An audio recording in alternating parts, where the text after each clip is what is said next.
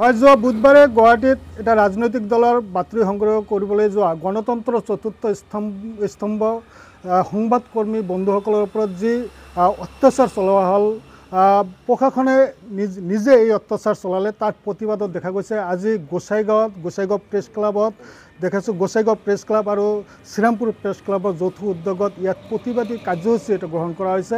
কলা বেজ পৰিধান কৰা হৈছে। মই মোৰ সহযোগীক অনুৰোধ জনাইছোঁ এই দৃশ্য দেখুৱাবলৈ। ইয়াতে আমাৰ সংবাদকৰ্মী বন্ধুসকলে এনেদৰে আজি কলা বেজ পৰিধান কৰি প্ৰতিবাদ সাব্যস্ত কৰিছে। আচলতে চৰকাৰে গণতন্ত্ৰ চতুৰ্থ স্তম্ভ সংবাদকৰ্মীসকলৰ ওপৰত যি হস্তক্ষেপ বুলি আমি ক'ব লাগিব, এই হস্তক্ষেপৰ বিৰুদ্ধে এনেদৰে প্ৰতিবাদী কাৰ্যসূচী গ্ৰহণ কৰা হৈছে। সেইদিনা এটা ৰাজনৈতিক দলৰ নেতৃত্বৰ ভাষ্য গ্ৰহণ কৰিবলৈ যোৱাৰ সময়ত কন্দুৱা গেছ নিক্ষেপ কৰিছিলে প্ৰশাসনে আৰু তাৰপিছতে বহু সংখ্যক সংবাদকৰ্মীয়ে অসুস্থ হৈ পৰিছিলে, চিকিৎসালয়ত চিকিৎসাধীন হ'ব লগা হৈছে। আমি এই চেগতে সিহঁতৰ আশু আৰোগ্য কামনা কৰিছোঁ আৰু আমি সেই দৃশ্য আপোনালোকক দেখুৱাইছোঁ। আমি কথা পাতিব বিচাৰিম এই বিষয়ত গোসাইগাঁও প্ৰেছ ক্লাবৰ সভাপতি আছে, তেখেতৰ লগত। আপোনাৰ ওচৰলৈ আহিছোঁ। ইমান এই চৰকাৰী পক্ষৰ ফালৰ পৰা সংবাদকৰ্মীসকলৰ ওপৰত যি এনেদৰে অত্যাচাৰ বুলি আমি ক'ব লাগিব বা ইহঁতৰ যি অধিকাৰ সেয়া খৰ্ব কৰিব বিচৰা হৈছে, কি ক'ব? হয়, দেখা গৈছে যে এই ঘটনাটো আজিয়ে এই বুধবাৰে নহয়, ইয়াৰ আগে পিছেই সংবাদ বা সংবাদকৰ্মীসকল কিন্তু আক্ৰমণৰ বলি হৈ আছে। ইয়াৰ আগতে দেখা গৈছে যে দুৰ্বৃত্তই সংবাদকৰ্মীসকলক বাৰে বাৰে আক্ৰমণ কৰি আহত বা নিহত কৰাৰ ঘটনা সংঘটিত হৈছে। কিন্তু এইবুলি দেখা গৈছে যে স্বয়ং প্ৰশাসন যন্ত্ৰই কিন্তু তেওঁলোকে সাংবাদিকসকলৰ ওপৰত জঁপিয়াই পৰা পৰিলক্ষিত হৈছে। এটা ৰাজনৈতিক দলৰ বাতৰি সংগ্ৰহ কৰিবলৈ যোৱা যি গণতন্ত্ৰৰ চতুৰ্থ স্তম্ভ সংবাদকৰ্মীসকলক যি প্ৰশাসনে যি ধৰণৰ আক্ৰমণৰ বলি কৰি লৈছে তাৰ প্ৰতিবাদত আজি আমি গোসাইগাঁও প্ৰেছ ক্লাবৰ প্ৰাংগণত গোসাইগাঁও প্ৰেছ ক্লাব আৰু শ্ৰীৰামপুৰ প্ৰেছ ক্লাবৰ যৌথ উদ্যোগত এখন প্ৰতিবাদী কাৰ্যসূচী ৰূপায়ণ কৰিছোঁ।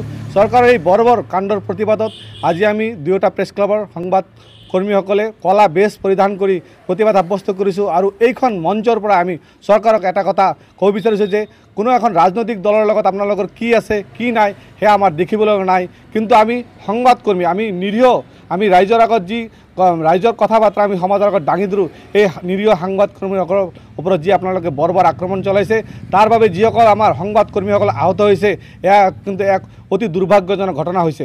আৰু ক'ব লাগিব এয়া সংবাদকৰ্মীৰ ওপৰত যি আক্ৰমণৰ ঘটনা এয়া সংবাদকৰ্মীৰ ওপৰত হৈ নাথাকে, এয়া কিন্তু গণতন্ত্ৰৰ ওপৰত আক্ৰমণ বুলি ক'ব লাগিব।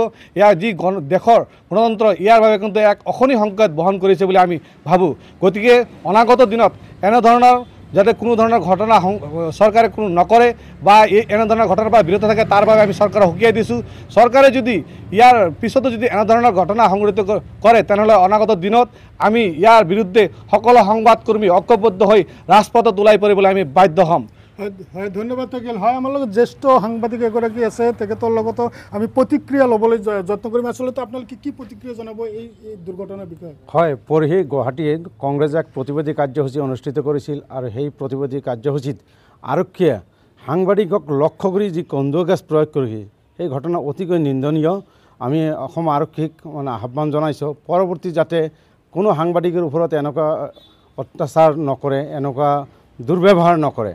আৰু যিকেইগৰাকী আৰক্ষীয়ে সাংবাদিকৰ ওপৰত স্পষ্টকৈ লক্ষ্য কৰি যি কন্দুৱা গেছ প্ৰয়োগ কৰিছিল সেই আৰক্ষীসকলক আমি শাস্তিৰ দাবী কৰিছোঁ আৰু ৰাজ্যৰ গৃহ বিভাগক সকীয়াই দিছোঁ ভৱিষ্যতে যাতে কোনো সাংবাদিকৰ ওপৰত এনেকুৱা অত্যাচাৰ বা আক্ৰমণ নকৰে। হয়, ধন্যবাদ থাকিল। হয়, আমাৰ লগত আছে শ্ৰীৰামপুৰ প্ৰেছ ক্লাবৰ সভাপতি, তেখেতৰ প্ৰতিক্ৰিয়াও আমি জানিবলৈ যত্ন কৰিম। দাদা, কি ক'ব?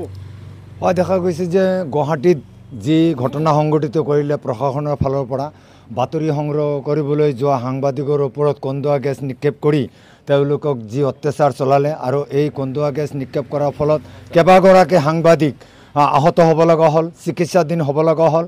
মই এই ঘটনাটোক তীব্ৰ ভাষাৰে গৰিহণা দিছোঁ আৰু অনাগত দিনত যাতে এনেধৰণৰ ঘটনা সংঘটিত নকৰে তাৰ বাবে আহ্বান জনাইছোঁ।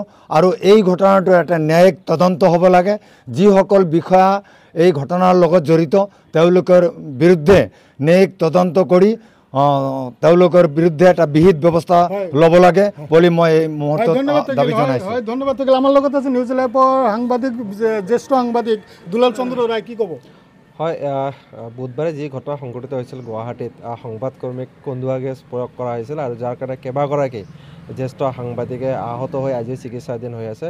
যিসকল সাংবাদিক চিকিৎসাধীন হৈ আছে ইহঁতৰ আমি আশু আৰোগ্য কামনা কৰিছোঁ আৰু পৰৱৰ্তী সময়ত ৰাজ্যত বা অসমত যাতে তেনেকুৱা ধৰণৰ সাংবাদিকৰ ওপৰত বা সাংবাদিকক চিনাক বাছি লৈ তেনেকুৱা ধৰণৰ পৰিকল্পিতভাৱে আক্ৰমণ কৰাৰ যাতে চেষ্টা নকৰে চৰকাৰখনে, তাৰ কাৰণে অসমৰ মুখ্যমন্ত্ৰীলৈ আমি গোসাইগাঁও মহকুমাসমূহ সাংবাদিকে দাবী জনাইছোঁ। আৰু সাংবাদিকসকলৰ ওপৰত তেনেকুৱা নিৰ্ভীক সংবাদ পৰিৱেশন কৰিবলৈ গৈ যদি সাংবাদিকসকলে আজি প্ৰশাসনৰ দ্বাৰা যদি তেনেকুৱা লাঞ্ছিত বঞ্চিত হ'ব লগা হয়, সেয়া কিন্তু সংবাদকৰ্মীসকলৰ কাৰণে এয়া দুৰ্ভাগ্যজনক। আৰু অসম চৰকাৰখনৰ যি পদক্ষেপ লৈছে সেয়াও কিন্তু অতি লাজজনক কথা, যাতে পৰৱৰ্তী সময়ত নহয় তাৰ কাৰণে আমি আজি এই প্ৰতিবিধি কাৰ্যসূচীৰ জৰিয়তে অসমৰ মুখ্যমন্ত্ৰীলৈ পুনৰ এবাৰ আমি আহ্বান কৰিছোঁ। চৰকাৰী পেঞ্চন পোৱা সাংবাদিক আমাৰ লগত আছে, স্বপন ৰাইজ দা, তেখেতৰ ভাষ্যটো আমি ল'ব বিচাৰিছোঁ।